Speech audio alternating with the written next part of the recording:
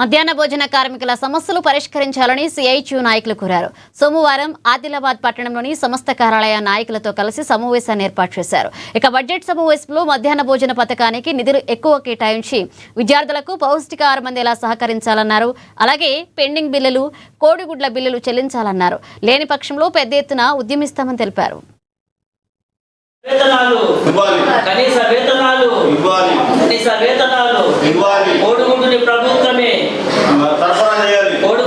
Budget సమావేశాల సందర్భంగా మధ్యాహ్న భోజన పథకానికి ఎక్కువ నిధులు కేటాయించి పేద పిల్లలకు పౌష్టికాహారం అందే విధంగా మీరు చూడాలని మా విజ్ఞప్తి.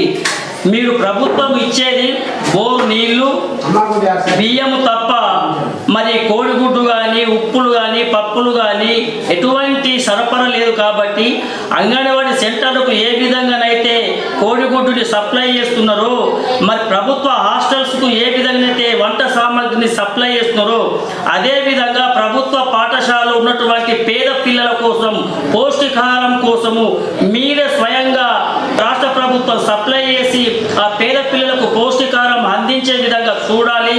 వాస్తవంగా మధ్యాహ్న భోజన కార్మికులు తన సొంత డబ్బులతోని వేలాది మంది పిల్లలకు వంట చేసి రుచికరమైన భోజనాలు అందిస్తుంటే 6 నెలలు 7 నెలలు సంవత్సరం కోసం బిల్లు ఇస్తున్నాం. ఈ సమంజసం కాదు.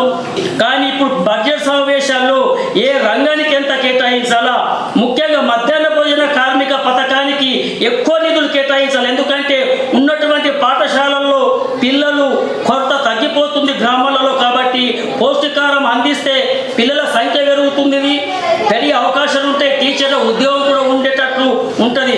పిల్లలు తగ్గితే టీచర్ ఉద్యోగం ఊడిపోయే అవకాశాలు ఉంటాయి. ఈ యొక్క కాంగ్రెస్ ప్రభుత్వము ఎక్కువ నిధులు కేటాయించి మరి పేద పిల్లలకు పౌష్టికాహారం అందేలా చూడాలి.